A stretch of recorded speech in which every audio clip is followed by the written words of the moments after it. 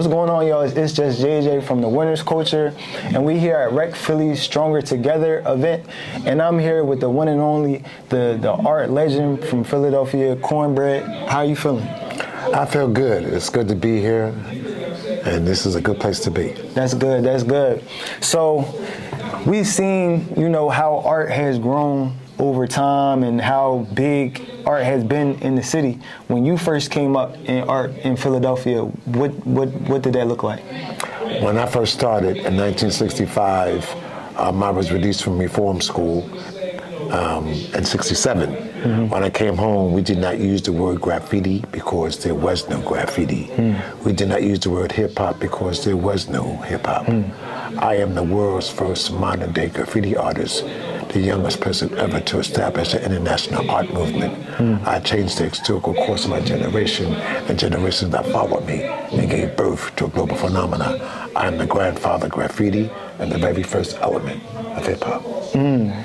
Okay, so when you first started making art, what was your inspiration and what did art mean to you? What did the graffiti mean to you? At that time, I used to brag to my psychiatrists who thought I suffered from a mental deficit that I'm going to set the world on fire. When I came home, I was the only person in the world who wrote on his wall, who wrote his name on the wall for the sole purpose of establishing a reputation. Wow. Back then, gangbangers made reputations for themselves by taking other people's lives. I didn't want blood on my hands.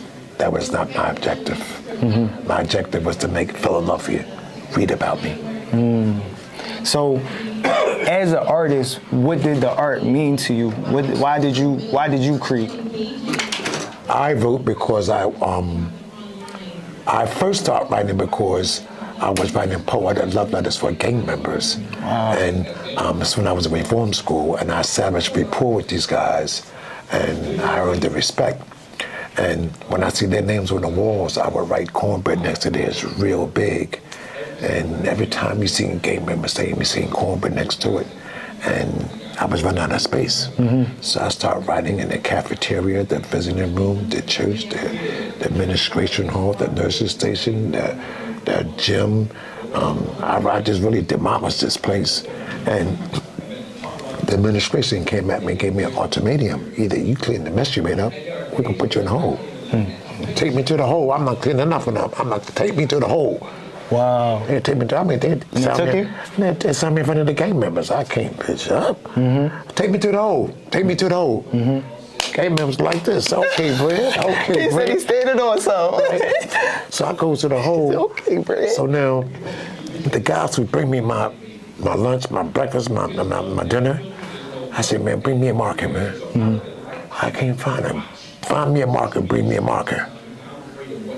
He brought me a marker. I started bombing out the hole. Mm. So when I came out the hole, I started doing what put me in the hole. I resumed writing Cornbread all over the place again. And they thought that I suffered a mental deficit and made a recommendation that I see a psychiatrist. Mm. And the psychiatrist was curious to know what prompted me to write Cornbread all over the place. Mm. And he asked me if I had a problem. I said, no, I don't have a problem. I don't have a problem. But you ain't seen shit yet. He said, what's that supposed to mean? I said, when I get out of here, you're going to read about me. Mm. I'm going to set the world on fire. You're going to read about me. And he thought I was talking nonsense. He signed his pass. He said, here's your pass. You're talking nonsense. Go back to your unit. Mm-hmm. I walk at the door. You're going to read about me. So I came home in 1967. I started walking bus routes.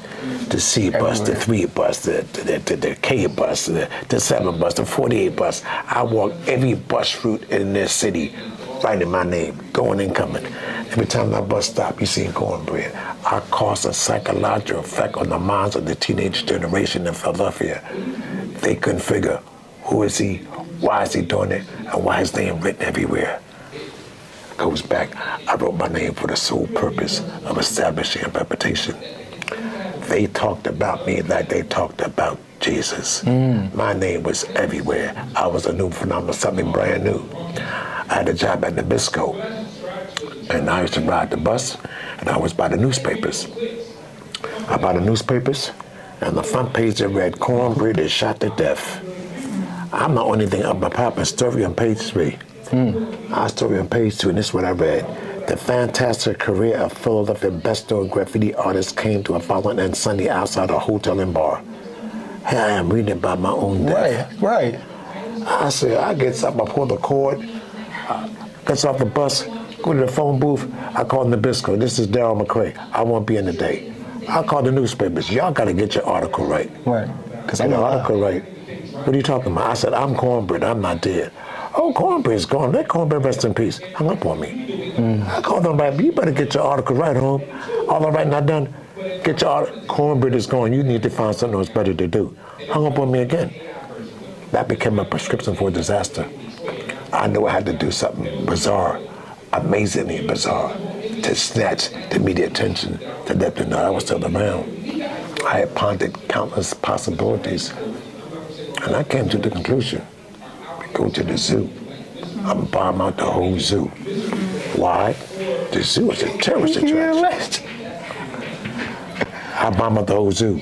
The media's gonna cover that. They're gonna bring me back alive. I go to the zoo. It's on a Saturday afternoon. Kids walking around. The zoo is it's a nice, bright, warm Sunday day. The zoo is pretty crowded. And I dare not try to do anything there because somebody called the cops on me. I'd have wound up in jail somewhere.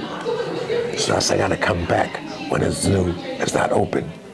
So I'm gonna exit. I seen all these people mulling around this pit, looking down, taking pictures and stuff. So I goes over to see what's going on.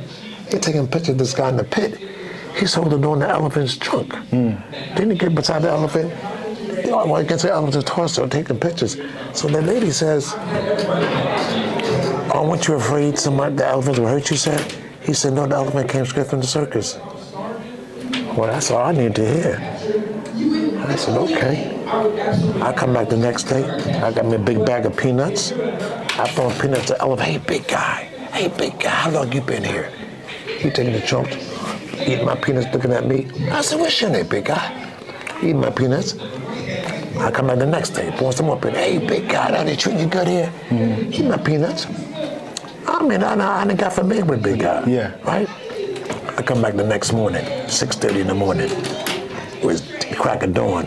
Went to the back of the zoo, came over the fence, came out to the enclosure where he was at, got to the pit, hopped into the pit, to the spray paint line. That's what I So the elephant turns around, looks at me, and knows exactly who I am. No, I just fed my buddy a couple of days. I walked up to him, I wrote, Cornbread lives. What about the other side? Cornbread lives. I came out the pit. I was kind of disgusted because it took me 2 days to figure this out. I'm gonna do it on it, but it took me half a minute to write my name on it. Right. I comes out the pit, the whole zoo at my disposal. I just bomb out the whole zoo, man. Bomb out the whole zoo. Somebody was in that zoo and seen what I was doing. They called the cops. Now, if I came out that pit and went straight to the exit, I'd have got away. But I started bombing out the zoo. I make it to exit about 10 minutes later. By the time I get to exit, cops pulled. I got to run. Don't run. They got their hand on the gun. So put your hands up in the air. Oh, I said, what the fuck? I came up on me. Took me in custody. So I'm in there holding a cell, trying to get me some rest. Every 10 minutes. Which one of y'all is Cornbread? I say, man, this second. Yeah, right here. What's up, man? Kid, give me an autograph.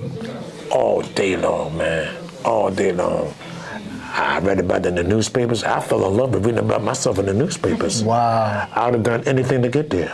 Wow, that's an amazing story. Wow, that's crazy.